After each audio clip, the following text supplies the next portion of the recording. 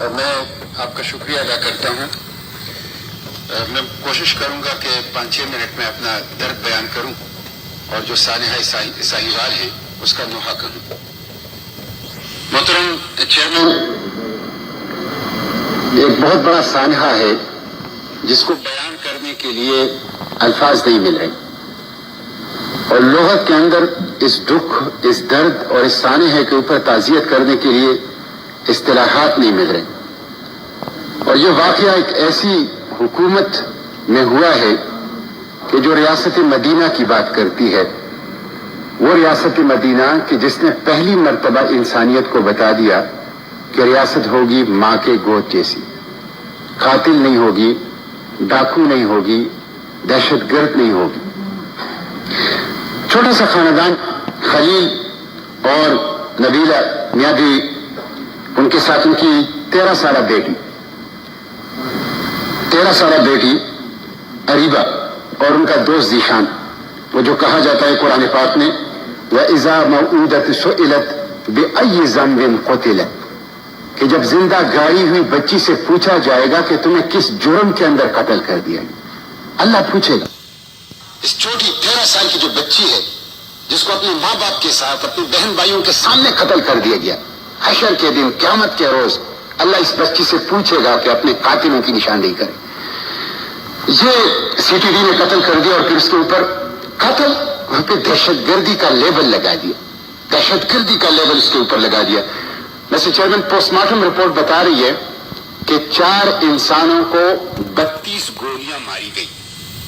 4 انسانوں کو 32 گولیاں ماری گئی. یہ بدترین مثال ہے ریاستی دہشت گردی کی، اور اس بات کا ثبوت ہے کہ حکومت اپنی کنٹرول اور گرفت وہ کھو چکی ہے، اور ہمارا ملک اور معاشرہ ایک جنگل کا معاشرہ بن چکا ہے. مسٹر چیئرمین، مجھ سے وہ بات میری ذہن سے نکل نہیں رہی کہ وہ چھوٹا بچہ کہہ رہا ہے کہ پاپا نے پولیس والوں سے کہا کہ تلاشی بھی لے لو اور پیسے بھی لے لو لیکن ہمیں گولی نہ مارو. آسمان قریب تھا کہ پھٹ جائے، قریب تک زمین شق ہو جائے. یہ کتنی ظلم ہے کہ بچوں کے سامنے باپ پولیس والوں سے کہہ رہا ہے، منت کر رہا ہے کہ تلاشی بھی لے لو، پیسے بھی لے لو لیکن گولی نہ مارو، اور ان کو بچوں کے سامنے وہ گولی ماری جاتی ہے. مسٹر چیئرمین، چند دن پہلے سوابی میں حافظ ذیشان، محمد یاسر اور نور الحق کو اپنے بچوں سمیت گھر کے اندر اسی طرح قتل کر دیا گیا مختلف واقعات میں. اور ان کے گھر کا آپ وزٹ کر لیں، اس گھر کے اندر ایک انچ جگہ بھی ایسی نہیں ہے کہ جس میں گولی کا نشان نہ ہو. یہ کیا ہو رہا ہے؟ بچوں کے سامنے، بیوی کے سامنے، نہتے لوگوں کو گھروں کے اندر، گاڑیوں کے اندر گولیوں سے بون دیا جاتا ہے، چھلنی کر دیا جاتا ہے. یہ کس طرف یہ ریاست اور یہ ملک جا رہی ہے؟ میں 2 سوالات اٹھاتا ہوں مسٹر چیئرمین اپنی بات کو مختصر کرتے ہوئے. کیا سی ٹی ڈی کو لائسنس ٹو کل مل چکا ہے؟ کیا یہ کاؤنٹر ٹیررزم ڈپارٹمنٹ ہے یا کمپریہنسو ٹیررزم ڈپارٹمنٹ ہے؟ جو کام یہ کر رہی ہے اس سے تو پتہ چلتا ہے کہ ٹیررزم کو کاؤنٹر نہیں کر رہی بلکہ کمپریہنسو ٹیررزم کو فروغ دے رہی ہے. دوسرا سوال یہ ہے کہ کیا پولیس اور سی ٹی ڈی کے کورس میں ہیومن رائٹس کا نصاب شامل ہوتا ہے؟ مجھے تو لگ ایسا رہا ہے کہ ان کے کورس میں کوئی ہیومن رائٹس ان کو نہیں پائی جاتی، ورنہ یہ شکاری جانوروں کی طرح انسانوں کو اس بے دردی کے ساتھ قتل نہ کرتے، گولیوں سے بون لیتے. میرے آخر میں مطالبات ہیں. ایک مطالبہ میرا یہ ہے کہ ماورائے عدالت قتل اگر اسی طرح جاری رہے تو میں سمجھتا ہوں ہمیں اپنی پوری عدالتی نظام کو پھر سمیٹ دینا چاہیے. سی ٹی ڈی کے تمام مقابلے مشکوک ہیں، فیک انکاؤنٹرز ہیں، ان تمام کی تحقیقات ہونی چاہیے. ایکسٹرا جوڈیشل کلنگ ہوئی ہے، انسانوں کو قتل کر دیا گیا ہے. میرا پہلا مطالبہ ہے. دوسرا یہ ہے کہ جے آئی ٹی نہیں ہونی چاہیے. جے آئی ٹی ڈی آئی جی کی سربراہی میں وہ تو اپنی پیٹی بہن بھائیوں کو بچھائے گا، انہی کی وجہ سے تو سب کچھ ہوا ہے. جوڈیشل انکوائری اس واقعے کی وہ ہونی چاہیے. اور یہاں پہ علی محمد خان بیٹھے ہوئے تھے.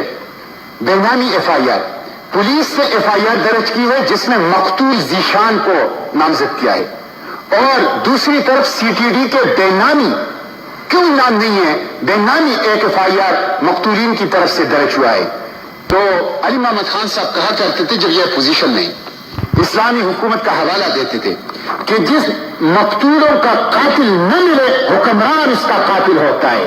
میں آج علی محمد خان سے پوچھنا چاہتا ہوں کہ 4 بچوں کی اور فیملی کی جو بےنامی FIR آپ لوگوں نے درج کی ہے، جس کا کوئی مطلب قاتل کا پتہ نہیں چل رہا، تو اس کا قاتل پھر حکمران ہی ہوگا. وردی کے اندر نہیں تھے اور پولیس نمبر پلیٹ لگی نہیں. جو گاڑی ہے پولیس کی اس کے اوپر سر سے نمبر پلیٹ نہیں ہے. پولیٹیکل پوائنٹ سکورنگ بالکل نہیں ہونا چاہیے. عمران خان کی تعریف یہاں ہوئی ہے، اچھی بات ہے. اگر عمران خان میں خصوصیات، وہ اگر سپر مین ہے، وہ اگر ٹارزن ہے، بہت اچھی بات ہے.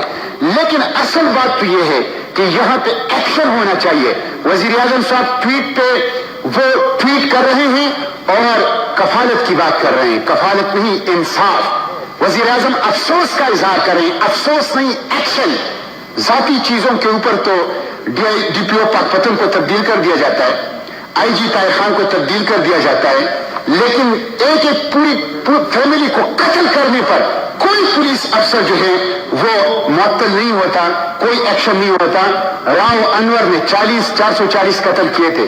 مسٹر چیئرمین، وہ باہر سیر سپاٹے کے لیے جانا چاہتا ہے، سیر سپاٹے کے لیے جانا چاہتا ہے. راؤ انور کو اگر سزا دی جاتی، اگر ان کو نمونے عبرت بنا دیا جاتا، پولیس اور CTD پھر یہ حرکت کبھی نہ کرتی.